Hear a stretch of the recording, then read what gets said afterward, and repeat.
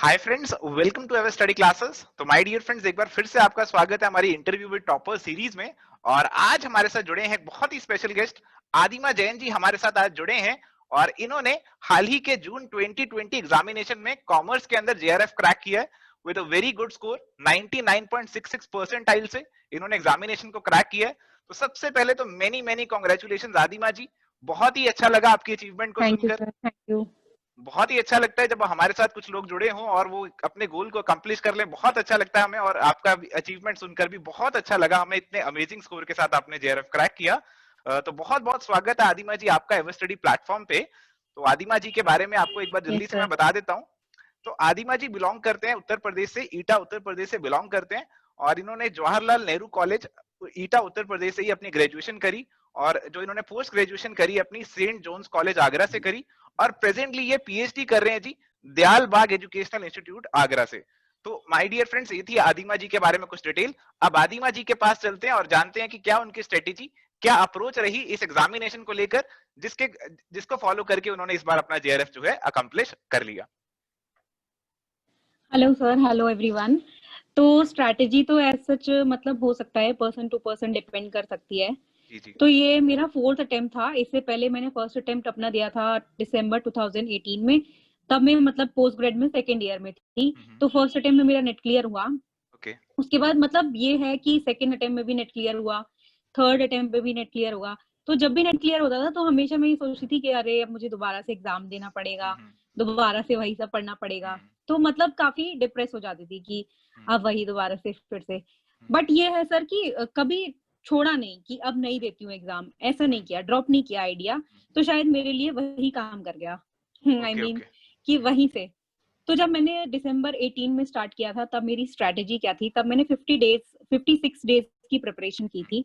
मतलब मेरा ये रहता है जब से मैं प्रिपरेशन स्टार्ट करती हूँ उस दिन से मैं चार्ट बना लेती हूँ कि these are the days and this is the syllabus which I need to cover. मतलब ऐसा नहीं है कि मेरे को हमेशा ऐसा रहता है कि मेरे को पूरा सिलेबस कवर करना है, बिकॉज ऑब्वियसली बहुत ही वास्ट है, कोई भी कवर नहीं कर सकता। तो मेरी स्ट्रैटेजी उस तरफ ये रहती है कि जो भी मैं पढ़ूं उसमें से एटलीस्ट अगर 10 क्वेश्चंस आ रहे हैं तो I would mark 8 questions correct out of those topics if I am reading a particular topic. तो ये स्ट्रेटेजी रही। बाकी दिसंबर में जब मैंने दिया था तो मैंने पेपर 1 पर इतना फोकस नहीं किया था, और जो पास्ट ईयर क्वेश्चन पेपर्स रहते हैं वहीं से मैंने अपना मटेरियल गैदर किया था और वहीं से पढ़ाई की थी। ठीक है। तो फर्स्ट अटेम्प्ट में मेरा नेट क्लियर हो गया था। मेरी तब 60% मार्क्स आए थे और जेआरएफ की कट ऑफ थी 62% और नेट की कट ऑफ थी आई गेस 54%। ऐसे ही नेक्स्ट टाइम दिया तो 64% मेरा आया था। और मतलब जून 2019 में 64% मेरा रहा था 68% कट ऑफ और किया था। 68% कट ऑफ चला गया था। तब भी मेरे को ऐसा लगा कि अब क्या देने से फायदा, अगली बार फिर ये इतना कट ऑफ डाल देंगे तो इतने मेरे मार्क्स तो आने से रहे। फिर भी नहीं, फिर भी नेक्स्ट दिसंबर दिया फिर 2019 में।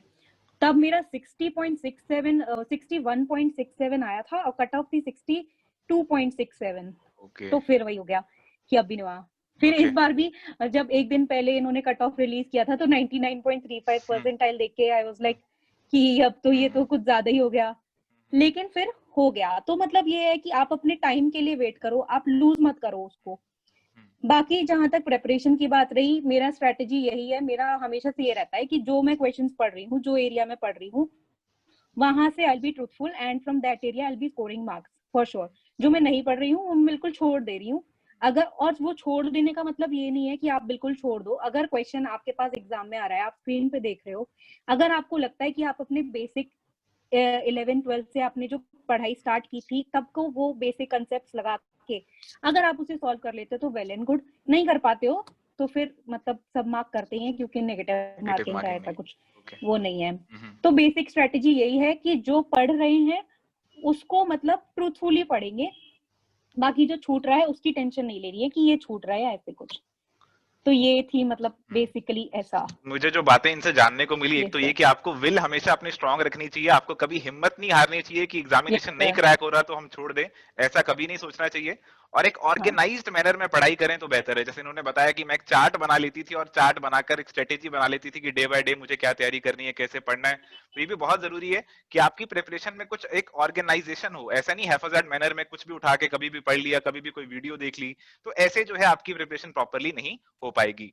और इसके साथ साथ हमें ये पता चलता है कि आप जो भी पढ़ें उसको बहुत अच्छे से पढ़ें। आपको जरूरी नहीं है कि 100% पढ़ाई करनी है, 100% आपको स्कोर भी नहीं करना एग्जामिनेशन में।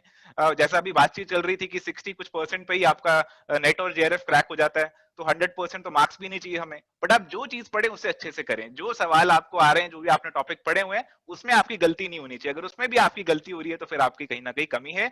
आपने जो कंसेप्ट पढ़ा उसे ऊपर ऊपर से पढ़ा, डिटेल में नहीं पढ़ा, एनालिटिकली नहीं पढ़ा, और इसलिए यहाँ पे आपने गलती कर दी।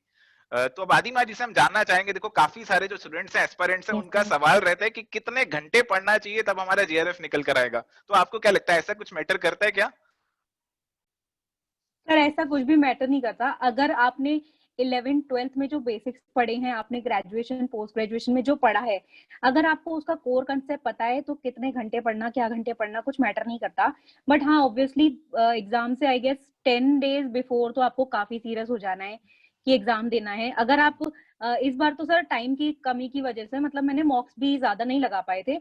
हालांकि जब स्टार्टिंग में जब पेपर की डेट नहीं उन्होंने बोला था, पेपर को जब पीछे पोस्टपोन नहीं किया था, तब तो मैंने मॉक्स लगाए थे। बट एंड मोमेंट पे जो 10 डेज थे तब मैं मॉक्स नहीं लगा पाई थी। तो ये है कि मॉक्स आप नहीं लगा पा रहे हो, कोई दिक्कत नहीं है, कुछ भी दिक्कत नहीं है। बट बिफोर 10 डेज आप काफी सीरियस हो जाओ और रिविजन करो। रिविजन भी आप ये मत करो कि आप क्वेश्चंस देख रहे हो या कुछ भी कर रहे हो, आप बेसिक जो कंसेप्ट हैं आपके वो रिवाइज करो। क्योंकि इस बार जिन्होंने पेपर दिया होगा उनको काफी क्लियर होगा कि इस बार सारा कंसेप्चुअलाइज पेपर था। अगर कोई एवर स्टडी के वो फ्री वाले जो नोट्स है, जो समरी नोट्स है, वो भी अगर कोई पढ़ के गया होगा तो आई गेस नेट तो उसने निकाल ही लिया होगा बिल्कुल। बहुत आराम से नेट, और हो सकता है जेआरएफ भी। तो वो है, अगर वहां से भी अगर आपने कॉन्सेप्ट्स पढ़े हैं तो मतलब कॉन्सेप्ट क्लैरिटी बहुत जरूरी है, वो जरूरी है सिर्फ और सिर्फ। बाकी ये मतलब लास्ट के दिनों में ये पैनिक होना कि मैंने ये नहीं पढ़ा, मैंने वो नहीं पढ़ा, मेरा नहीं होगा या ऐसा कुछ, हालांकि ऐसा आता है दिमाग में, हर स्टूडेंट के आता है, मेरे भी आता था। बट उसको आप लेट गो करके आगे बढ़ो। जो पढ़ पा रहे हो उसको पढ़ो, और जो नहीं, जो छूट रहा है वो तो छूट ही रहा है। तो बस ये था सर कि लास्ट 10 डेज में अराउंड ऑन एन एवरेज आप अगर 6 to 7 आवर्स दे देते हो अपनी पढ़ाई को तो बन जाएगा काम।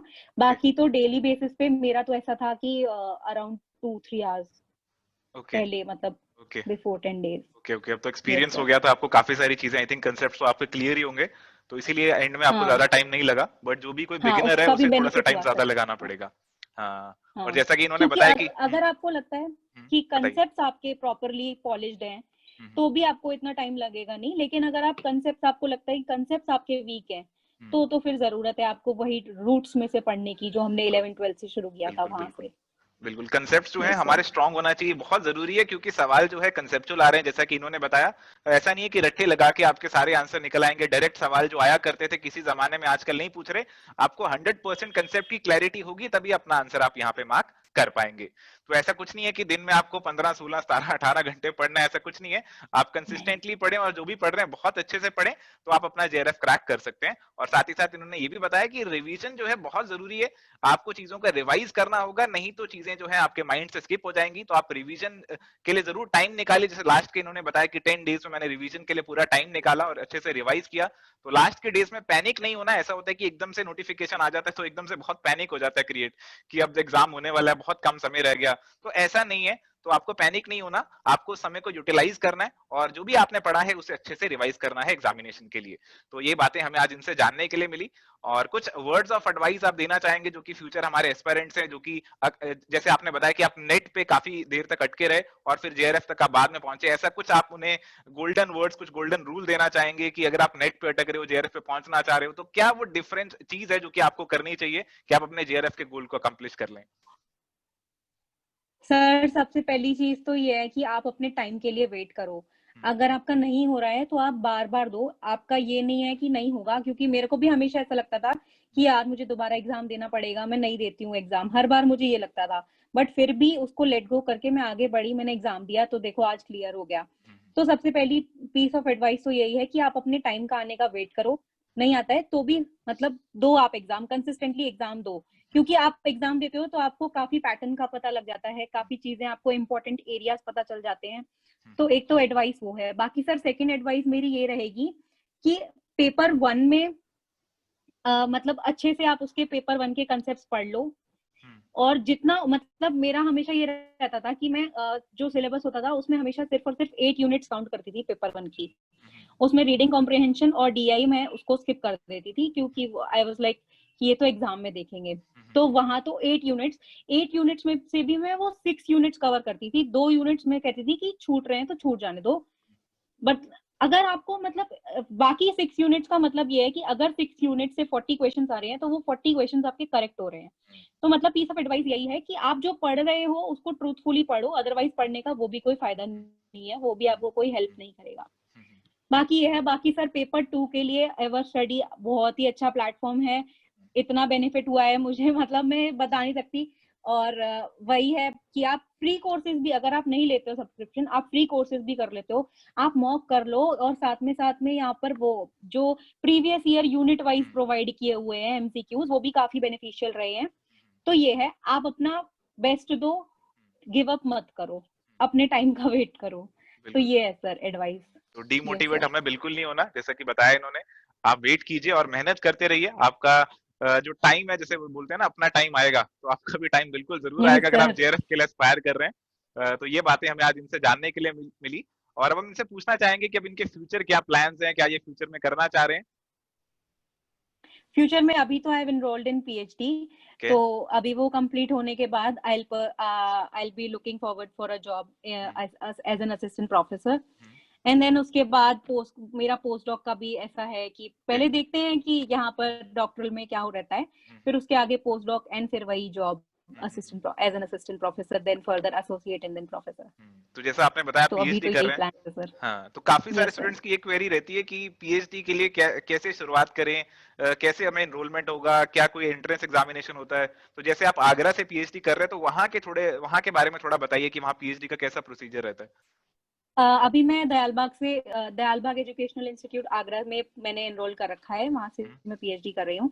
तो यहाँ पर हमारा क्या रहता है, जो यहाँ पर वेबसाइट रहती है उस पर वो रिसर्च एंट्रेंस एग्जाम आरईटी कर नोटिफिकेशन आता है उसका एवरी 6 मंथ्स में। वहां पर जाकर आप उस रिसर्च एंट्रेंस टेस्ट का एग्जाम फॉर्म फिल करेंगे, देन आपके एग्जाम की डेट आ जाएगी, then on the same day आपका इंटरव्यू होगा, and then after few days they will publish a list that who all students have been admitted to the course, and then they will post it again on the website। और उसको website पे post करने के बाद फिर आप वहां college में जाकर सारी फॉर्मेलिटीज पूरी कर सकते हैं।